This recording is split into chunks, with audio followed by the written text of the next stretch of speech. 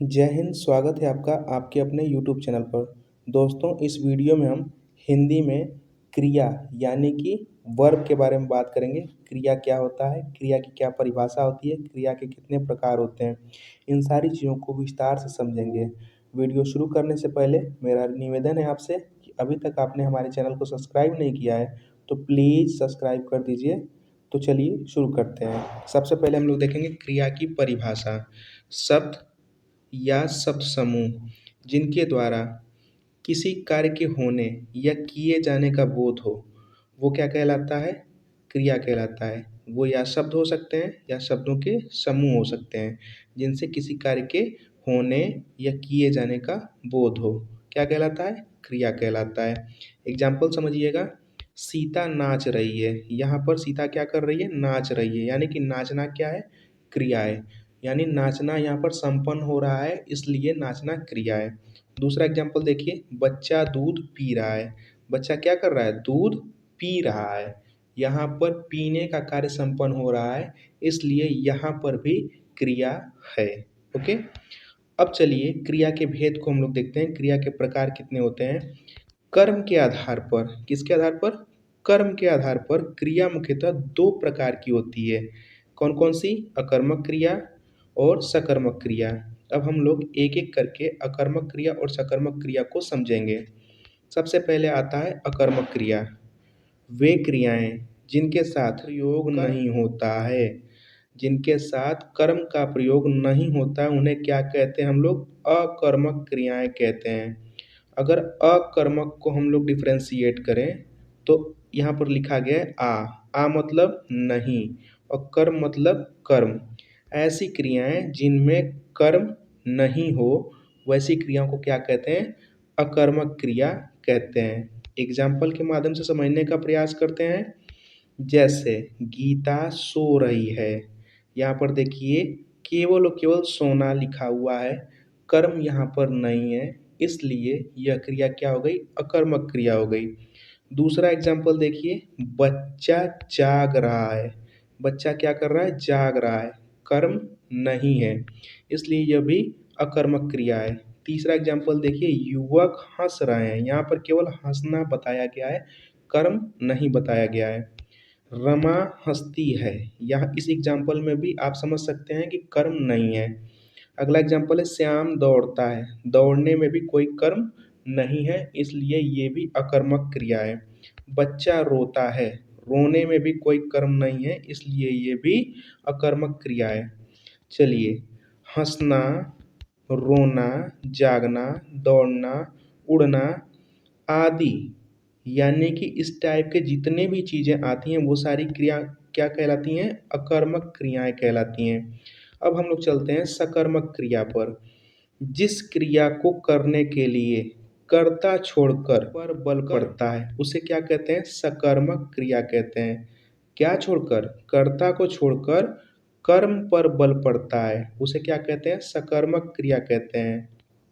सकर्मक को अगर हम लोग डिफ्रेंशिएट करें तो देखिए, सा मतलब सहित, कर्म का मतलब कर्म। वैसी क्रियाएं जो कर्म के साथ आए उन क्रियाओं को क्या कहते हैं? सकर्मक क्रियाएं कहते हैं। एग्जाम्पल के माध्यम से समझने का प्रयास करिए। मोहन फल खा रहा है। मोहन क्या खा रहा है? फल खा रहा है। तो यहाँ पर फल कर्म है, तो यहाँ पर सकर्मक क्रिया है। दूसरा एग्जाम्पल देखिए। छात्र फुटबॉल खेल रहे हैं। छात्र क्या खेल रहे हैं? फुटबॉल खेल रहे हैं। तीसरा एग्जाम्पल देखिए। राधा गाना गा रही है। राधा क्या गा रही है? गाना गा रही है, यानी कि गाना यहाँ पर कर्म है। ओके। कृष्ण बांसुरी बजा रहे हैं। कृष्ण क्या बजा रहे हैं? बांसुरी बजा रहे हैं। ओके, तो बांसुरी कर्म है, तो वैसी क्रियाएं जो कर्म के साथ आए सकर्मक क्रियाएं कहलाती हैं। लास्ट एग्जाम्पल देखिए। मैंने एक पुस्तक लिखी। क्या लिखा? पुस्तक को लिखा। ओके। चलिए, सकर्मक क्रिया के भेद को हम लोग देखते हैं। सकर्मक क्रिया के दो भेद होते हैं। पहला एक कर्मक क्रिया और दूसरा क्या है? द्विकर्मक क्रिया। तो सबसे पहले हम लोग एक कर्मक क्रिया को समझते हैं। सकर्मक क्रियाओं में एक ही कर्म होता है, ऐसी क्रिया को एक कर्मक क्रिया कहते हैं।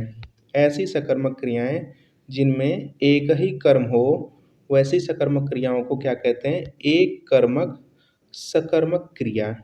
यहाँ पर एग्जाम्पल के माध्यम से समझने का प्रयास करिए। उषा फूल तोड़ रही है। उषा क्या तोड़ रही है? फूल तोड़ रही है। यहाँ पर फूल एक कर्म है, इसलिए यह एक कर्मक सकर्मक क्रिया है। दूसरे एग्जाम्पल के माध्यम से समझने का प्रयास करते हैं। दूसरा एग्जाम्पल है, माली फूल माला गूंथ रहा है। क्या गूंथ रहा है माली? फूल माला। ओके, तो फूल माला यहाँ पर एक कर्म है, इसलिए यहाँ पर भी एक कर्मक सकर्मक क्रिया है। चलिए हम लोग सकर्मक क्रिया के दूसरे भेद यानी कि द्विकर्मक सकर्मक क्रिया के बारे में पढ़ते हैं। सकर्मक क्रियाओं में जिसमें दो कर्म हो उसे हम लोग कहते हैं द्विकर्मक सकर्मक क्रियाएं। एग्जाम्पल के माध्यम से समझने का प्रयास करते हैं। शिक्षक ने विद्यार्थी को पुस्तक दी। यहाँ पर पहला कर्म जो है विद्यार्थी, दूसरा कर्म क्या है? पुस्तक। यानी शिक्षक ने विद्यार्थी को पुस्तक दी में विद्यार्थी और पुस्तक दो कर्म है, इसलिए यह सेंटेंस द्विकर्मक सकर्मक क्रिया को रिप्रेजेंट कर रहा है। अगला एग्जाम्पल देखिए, पिताजी ने हमें आइसक्रीम खिलाई। पहला कर्म क्या है? हमें, दूसरा क्या है? आइसक्रीम। यानी कि यहाँ पर दो कर्म है, इसलिए यह द्विकर्मक सकर्मक क्रिया है। अब यहाँ पर कुछ एग्जाम्पल दिए गए हैं, इनको हमको बताना है कि यह अकर्मक क्रिया का एग्जाम्पल है या सकर्मक। पहला एग्जाम्पल है, चिड़िया आकाश में उड़ती है। यहाँ पर उड़ना, हंसना, रोना हमने आपको बताया था, ये सारे अकर्मक क्रियाओं के एग्जाम्पल हैं, इसलिए चिड़िया आकाश में उड़ती है अकर्मक क्रिया है। अगला है आपका, अक्षरा ने केले खरीदे। अक्षरा ने क्या खरीदे? केले खरीदे। यहाँ पर कर्म है, इसलिए यह सकर्मक क्रिया है। अगला एग्जाम्पल है, मयूर नाचता है। मयूर क्या करता है? नाचता है। यह बिना कर्म का है, इसलिए यहाँ पर अकर्मक क्रिया है। ओके, अगला एग्जाम्पल देखिए, खंभा खड़ा है। क्या है? खड़ा है। यहाँ पर भी कोई कर्म नहीं है, इसलिए यह अकर्मक क्रिया है। अगला एग्जाम्पल है, ताजमहल आगरा में है। यहाँ पर ताजमहल आगरा में है में भी आपने देखा कि कोई कर्म नहीं है, इसलिए यह भी एक अकर्मक क्रिया का एग्जाम्पल है। इस वीडियो में हमने आपको अकर्मक क्रिया, सकर्मक क्रिया के कितने प्रकार होते हैं को विस्तार से बताया है। उम्मीद करता हूँ कि आपको इनसे रिलेटेड कोई भी समस्या नहीं होगी। अब आपको अगर इस वीडियो के बारे में कुछ कहना है तो नीचे कमेंट सेक्शन में कह सकते हैं। इस वीडियो को देखने के लिए बहुत बहुत धन्यवाद।